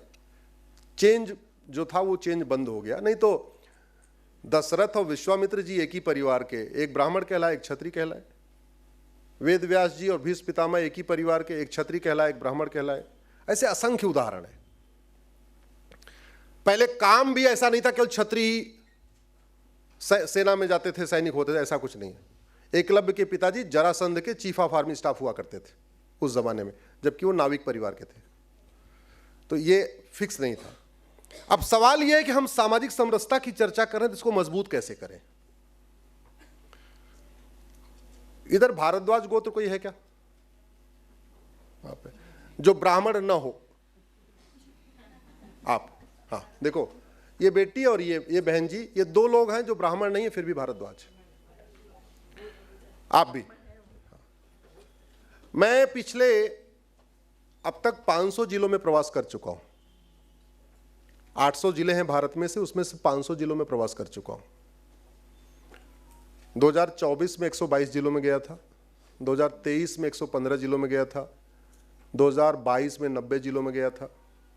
2024 में एक रविवार अपने घर में था, उस दिन भैया दूज थी। 2023 में एक रविवार अपने घर में था, उस दिन दीपावली थी। 2022 में दो रविवार अपने घर में था, 3 रविवार अपने घर में था, एक होली थी, एक दीपावली थी, एक कोई और त्योहार था। हमारे जाति अलग अलग है, लेकिन जातियों में एक चीज कॉमन है, जानते हैं क्या? गोत्र।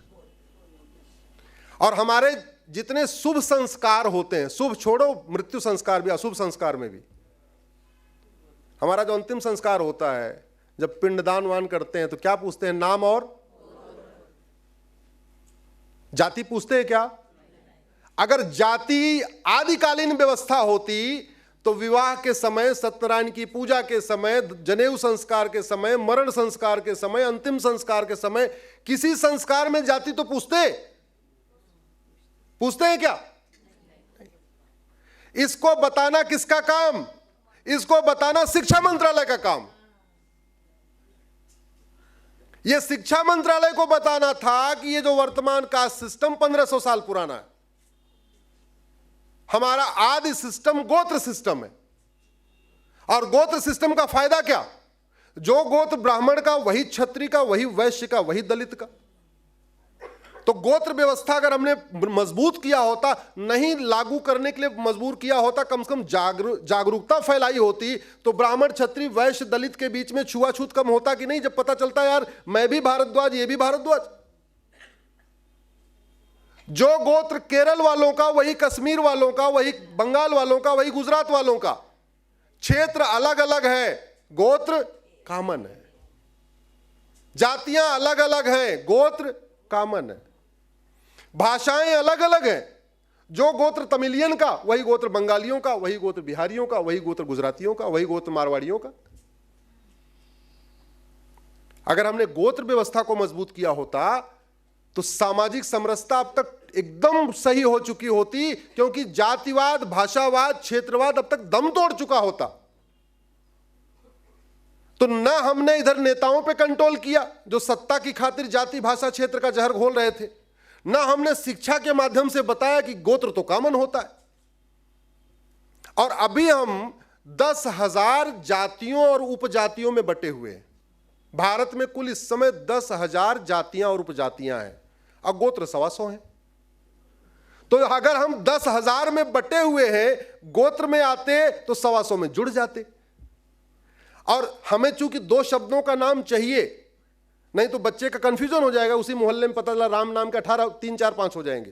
तो एक राम गर्ग लगा लेता, एक राम व्यास लगा लेता, एक राम भारद्वाज लगा लेता, एक राम जो है वशिष्ठ लगा लेता, एक राम कौशिक लगा लेता, एक राम कश्यप लगा लेता।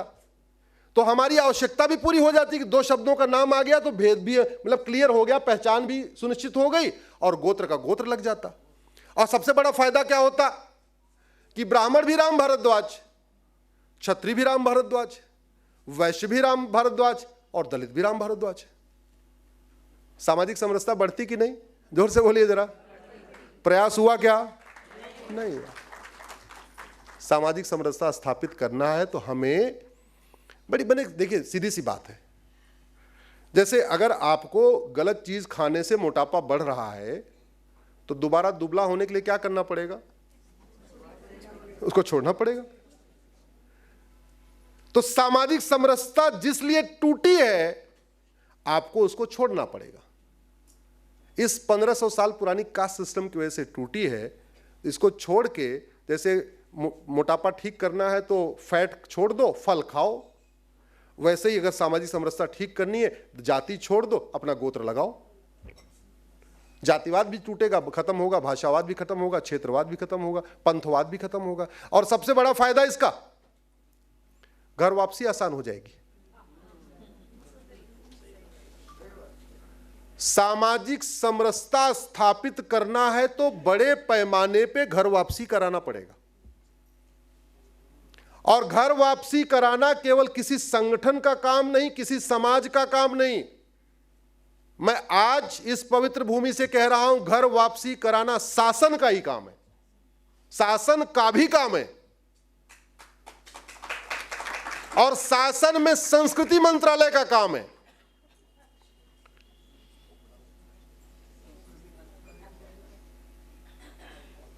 मैं आपसे ऐसे पूछ रहा हूं, आपके परिवार में कोई एक व्यक्ति घर छोड़ के भाग जाए, स्वेच्छा से भाग जाए या गुस्सा होके भाग जाए, तो आप थाने जाओगे, पुलिस में कंप्लेन करोगे, फिर पुलिस क्या करेगी? उसको ढूंढेगी।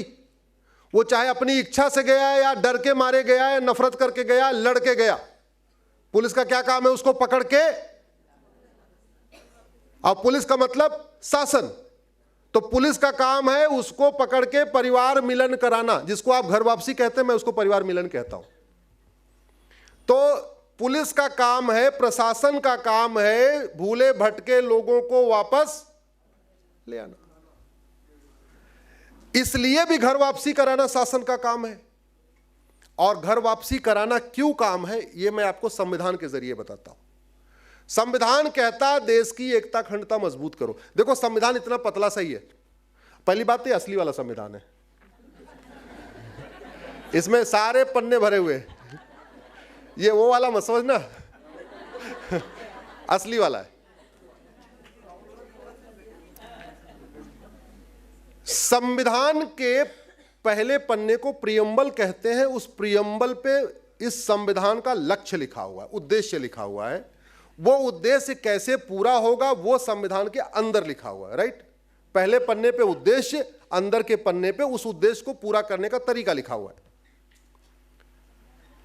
और इस संविधान के उद्देश्यों को पूरा करने की जिम्मेदारी केवल समाज की नहीं है। इस संविधान के उद्देश्यों को पूरा करने की जिम्मेदारी उनकी है जो इस संविधान की शपथ लेते हैं। इस संविधान की शपथ कौन लेता है? सांसद, विधायक, मंत्री, हाईकोर्ट के जज, सुप्रीम कोर्ट के जज, राष्ट्रपति, उपराष्ट्रपति, ये लोग शपथ लेते हैं। सबकी शपथ शेड्यूल 3 में बनी हुई है। शपथ क्या लेते हैं? कि मैं भारत की एकता अखंडता को मजबूत करूंगा। घर वापसी कराए बिना एकता अखंडता मजबूत हो ही नहीं सकती। क्यों? क्योंकि जो धर्मांतरण होता है उससे राष्ट्रांतरण होता है। धर्मांतरण होता है तो त्योहार बदल जाता है, धर्मांतरण होता है तो विचार बदल जाता है, धर्मांतरण होता है तो सोच बदल जाती है, धर्मांतरण होता है तो वस्त्र बदल जाता है, धर्मांतरण होता है तो वेशभूषा बदल जाती है, धर्मांतरण होता है तो भोजन बदल जाता है। सब कुछ बदलता है कि नहीं बदलता? और वैसे भी आप देखो, कभी आपने ध्यान से सोचा कि दुबई में हिंदू मात्र 15% है, फिर भी भारत के लोग अरबपति, करोड़पति दुबई जाके क्यों शिफ्ट हो रहे हैं? भारत में असुरक्षित क्यों महसूस करते हैं? दुबई में असुरक्षित क्यों नहीं महसूस करते? क्योंकि दुबई में 15% हिंदू हैं, लेकिन वहां कन्वर्टेड हिंदू नहीं है। क्या समझे आप? याकूब मेनन क्या था? जोर से बोलिए। कन्वर्टेड हिंदू। जोर से बोलिए। याकूब मेनन क्या था? कसाब क्या था? कन्वर्टेड हिंदू। बुरहान वानी कन्वर्टेड हिंदू। ये जितने आपके खंडवा उंडवा में पकड़े जाते हैं सिमी वाले, ये क्या हैं? ये कन्वर्टेड हिंदू। तो भारत के असली दुश्मन कौन? अरब वाले नहीं, भारत के असली कौन? कन्वर्टेड हिंदू। हमारे त्योहार से अरब वाले नफरत नहीं करते, हमारे त्योहार से कौन नफरत करता है? कन्वर्टेड हिंदू। तो कन्वर्टेड हिंदू को वापस हिंदू बनाने की जिम्मेदारी किसकी? जिन्होंने भारत की शपथ लिया कि मैं देश की एकता अखंडता मजबूत करूंगा, मैं भाईचारे को मजबूत करूंगा। यह तो उसकी ड्यूटी है। हम लोग तो टैक्स दे सकते हैं, और संस्कृति मंत्रालय बना भी इसी काम के लिए। यह संस्कृति मंत्रालय संस्कृति मेला लगाने के लिए नहीं बना हुआ है, जो जगह जगह मेला लगता है और बजट खर्च हो रहा है। संस्कृति मंत्रालय भारत की संस्कृति मजबूत करने के लिए बना है। संस्कृति तब मजबूत होगी जब वापस लोग अपनी संस्कृति में आएंगे। जो नहीं मानते, संस्कृति को न मानना फिर भी ठीक है, संस्कृति से नफरत करना बड़ा खतरा है। जो हमारे त्योहार से नफरत, जो भारत के त्योहार से नफरत करने लग जाए, भारत की सोच से नफरत करने लग जाए, जो वसुधैव कुटुंबकम को मानना छोड़ दे, जो यत्र नारस्तु पूज्यते रमन्ते तत्र देवता को मानना छोड़ दे, जो सर्वमंगल मांगल्य को सोचना छोड़ दे, वो खतरा है कि नहीं? सबसे बड़ा खतरा कन्वर्जन है। तो कन्वर्जन न हो, इसको रोकने की जिम्मेदारी कानून मंत्रालय की। कठोर कानून बनाए, आगे से धर्मांतरण रुक जाए। और संस्कृति मंत्रालय की जिम्मेदारी है कि जो भयवश, लालचवश, किसी वश, जजियावश, तलवार के दम किसी कारण से गए, उनको वापस ले आए। धर्मांतरण रुका क्या? घर वापसी छोड़ो, धर्मांतरण रुक गया क्या? क्यों? धर्मांतरण किसी एक राज्य की समस्या नहीं है, धर्मांतरण पूरे राष्ट्र की समस्या है। और बीमारी अगर पूरे देश में हो तो उसकी दवाई विधानसभा में नहीं बननी चाहिए, उसकी दवाई कहां बननी चाहिए? जोर से बोलिए, संसद में। धर्मांतरण हमारी राष्ट्र की सुरक्षा के लिए खतरा है कि नहीं? जोर से बोलिए। और जो राष्ट्र की सुरक्षा के लिए खतरा होता है, उससे निपटने के लिए ऑलरेडी एक कानून है, उसका नाम है नेशनल सिक्योरिटी एक्ट। लेकिन आपके मध्य प्रदेश में नहीं लगाया जा रहा है। धर्मांतरण हमारी एकता अखंडता के लिए खतरा है। चाहे बुरहान वानी हो, चाहे अब्दुल वो कसाब हो, चाहे जितने अफजल गुरु हो, जितने भी हैं, ये सारे कन्वर्टेड हिंदू हैं। धर्मांतरण हमारे लिए खतरा है, क्योंकि धर्मांतरण करते ही स्वामी विवेकानंद ने कहा, आपका व्यक्ति केवल धर्मांतरण करते ही आप उतने दुश्मन पैदा कर लेते। और जो देश की एक, तो धर्मांतरण देश की एकता अखंडता के लिए खतरा है। और जो देश की एकता अखंडता के लिए खतरा होता है, उससे निपटने के लिए हमारे पास एक कानून है, उसका नाम है यूएपीए। लेकिन आपके मध्य प्रदेश में खूब धड़ल्ले से धर्मांतरण हो रहा है, यूएपीए नहीं लग रहा है।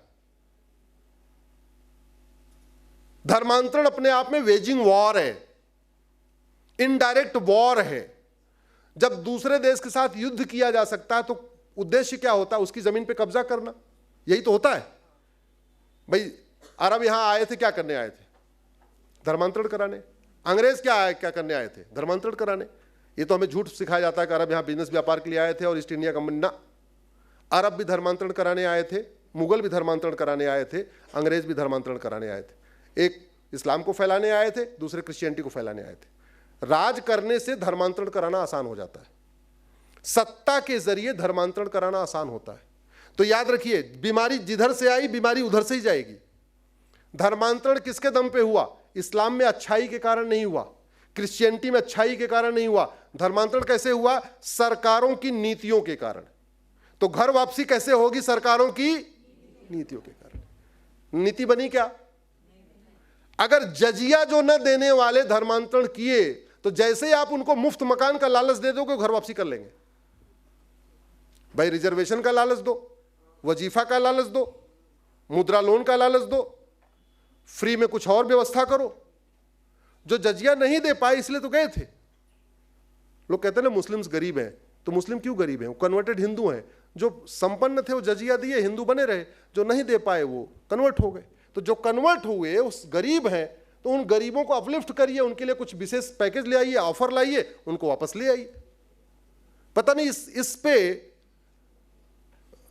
इस विषय पे चर्चा नहीं हो रही है। लोगों को लगता है घर वापसी कराना केवल और केवल सामाजिक संगठनों का काम है, राष्ट्रवादी संगठन।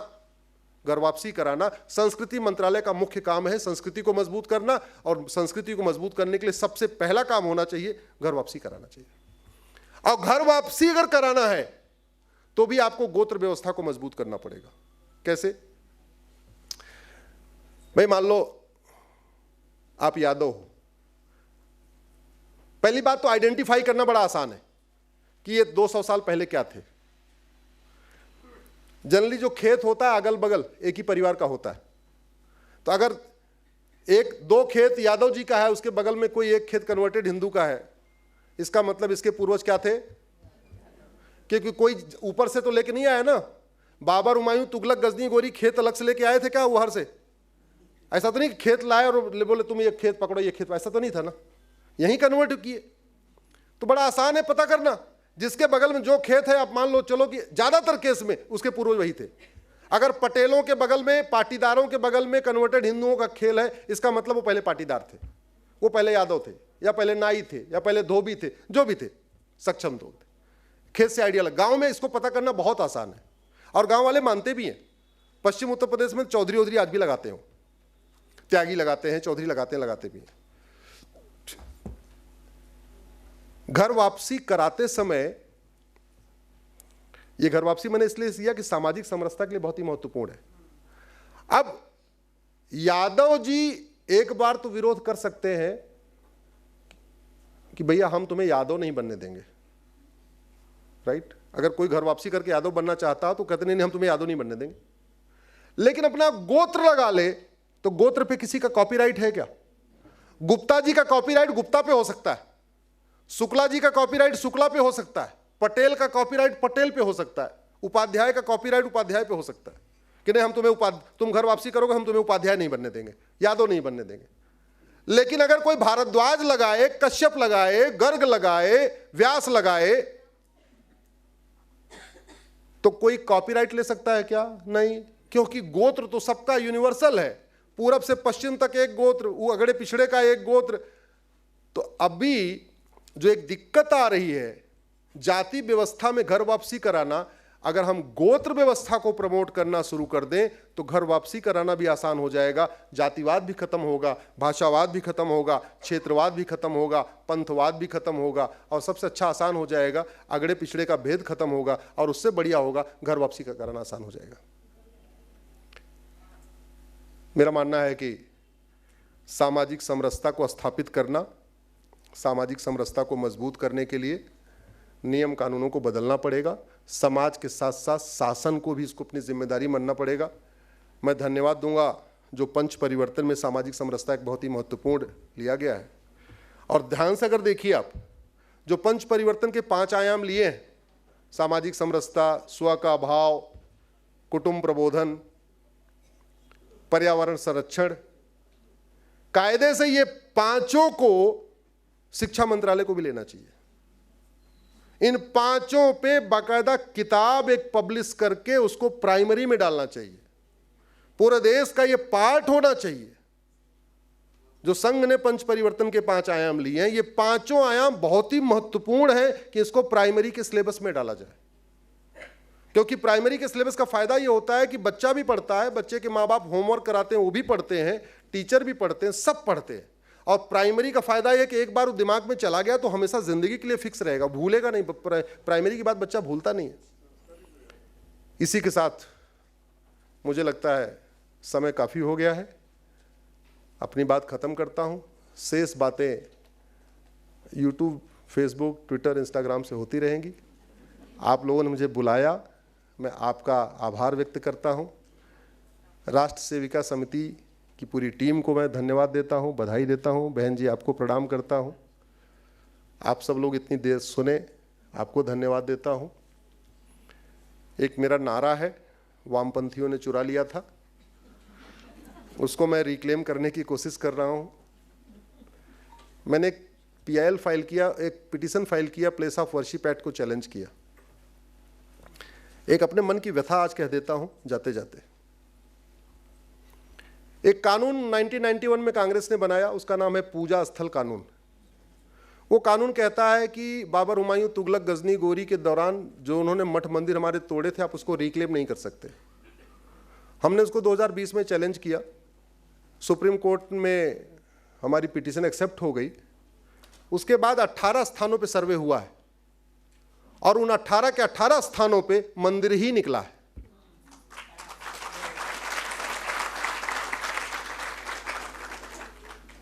लेकिन अब उस PIL के विरोध करने वालों की संख्या ज्यादा हो गई है। मेरी पीआईएल के समर्थन में 12 कुल पिटीशन आई हैं, मेरी पीआईएल का विरोध करने के लिए 32 पिटीशन आई हैं। मेरी पीआईएल का विरोध करने के लिए 5 पॉलिटिकल पार्टियां आ चुकी हैं, जिसमें लेटेस्ट कल आई है, अगर आपने अखबार में पढ़ा होगा, कांग्रेस आई है। 5 पॉलिटिकल पार्टियां कह रही इनकी पीआईएल डिसमिस करो। पीआईएल डिसमिस करो का मतलब बाबर, हुमायूं, तुगलक, गजनी, गोरी का काम सही था, उसको जारी रखो। उसमें इंडियन यूनियन मुस्लिम लीग है, ओवैसी की एमआईएम है, डीएमके है, सीपीआई है और भारत की सबसे पुरानी पॉलिटिकल पार्टी कांग्रेस। 5 सांसद भी आ चुके हैं हमारी पिटीशन को डिसमिस कराने के लिए। 5 बड़े संगठन आए हैं, उसमें जमीयत उलमा हिंद आया है, पर्सनल लॉ बोर्ड जैसे संगठन आए हैं। बड़े सीनियर ब्यूरोक्रेट्स आए हैं, farmer cabinet secretary, former home secretary आए हैं। दिल्ली के भूतपूर्व लेफ्टिनेंट गवर्नर नजीब जंग साहब आए हुए हैं। भारत के पूर्व chief election commissioner SY Qureshi साहब आए हुए हैं। भारत की प्रसिद्ध इतिहासकार रोमिला थापर आई हुई हैं। ऐसे 32 पिटीशन फाइल हुई हैं। उनका यह कहना है इनकी पीआईएल पॉलिटिकली मोटिवेटेड है, इसको डिसमिस कर दिया जाए और ये सर्वे वर्वे वाला काम आगे से रोक दिया जाए। आगे सर्वे नहीं होना, जब स्वाभाविक सी बात है। ये जो कानून है ये सबसे बड़ी दीवार है। इस कानून को अगर हम खत्म करवाने में सफल हो गए तो पूरे भारत में जो हमारे मठ मंदिर हैं हम उसको रिस्टोर करा पाएंगे। अगर इस कानून को हम खत्म नहीं करा पाए तो यथास्थिति बरकरार रहेगी। मुझे तकलीफ इस बात की है, 80% हिंदुओं का देश, मेरी पीआईएल के समर्थन में केवल 12 पिटीशन आई और पीआईएल का विरोध करने के लिए अब तक 32 आ चुकी हैं और संख्या तेजी के साथ चल रही है।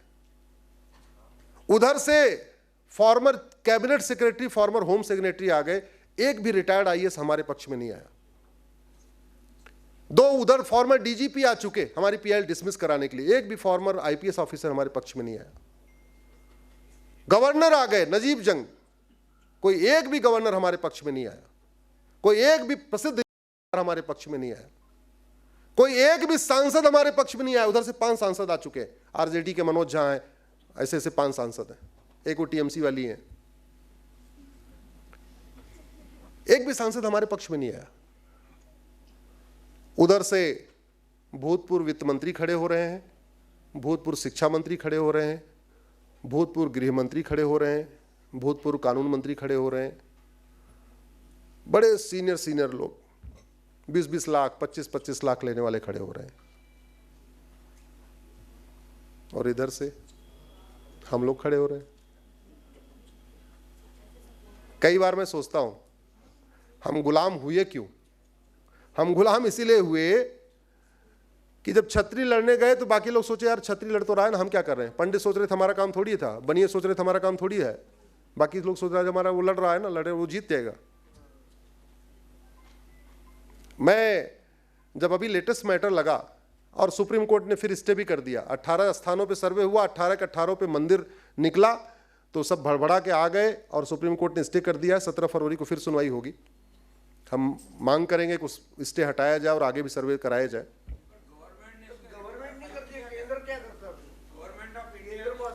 हाँ, बात कर रहा हूँ, सुन तो लीजिए, बात कर लीजिए।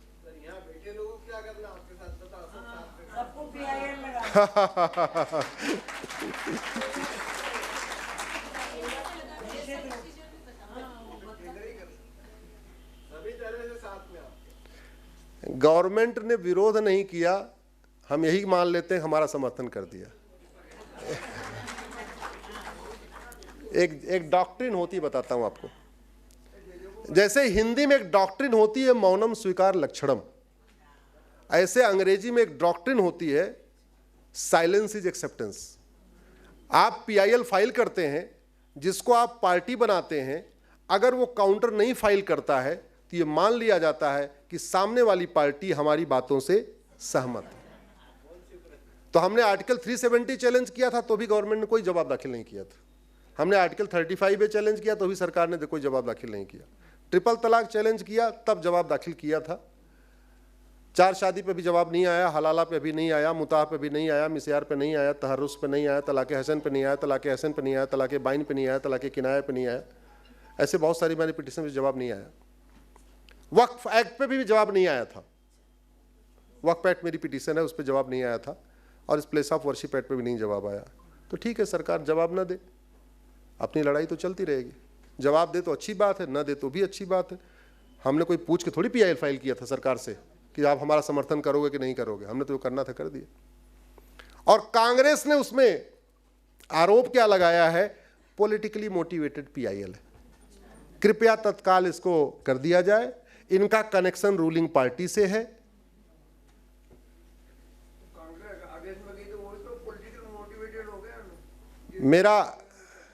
हमें तकलीफ इसी बात से हुई, इस देश में इतने रिटायर्ड प्रोफेसर, इतने रिटायर्ड जज, इतने रिटायर्ड IAS, रिटायर्ड IPS भरमार है।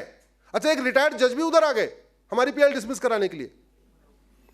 हमारे जो पढ़े लिखे समझदार लोग हो जाते हैं, उनके अंदर इतना स्टॉकहोम सिंड्रोम है, उतना उनको अपनी इमेज की चिंता होती है, मन मन गुदगुदाते रहेंगे।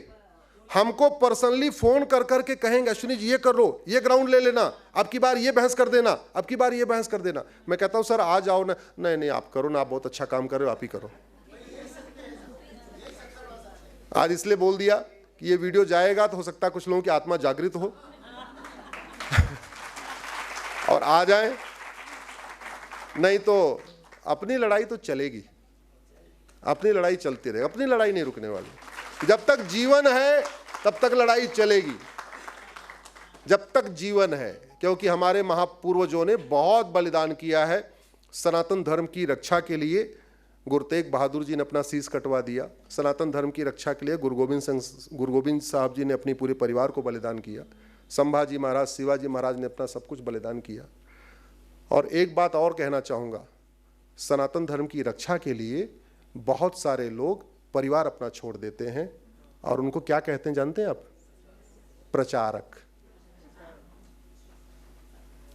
संत का जीवन जीते हैं, सन्यासी का जीवन जीते हैं, सारे वैभव सारे उससे दूर हो जाते हैं। वास्तव में सच्चे सन्यासी वाला जीवन आज की डेट में भारत में कौन जी रहा है? बाकी तो कुछ लोग 200-200 कमरों का आश्रम बनवा रहे हैं, कुछ लोग 300-300 कमरों का आश्रम बनवा रहे हैं, कुछ लोग 1-1 करोड़ कथा करने का भी ले रहे हैं। कभी आपने सोचा कि जो लोग प्रचारक जीवन जीना शुरू करते हैं, केवल और केवल डॉक्टर साहब का सपना साकार हो, वीर सावरकर जी का सपना साकार हो, गुरु गोलवलकर जी का सपना साकार हो, भारत महान भारत बने, इसके लिए सब कुछ छोड़ के चले आते हैं।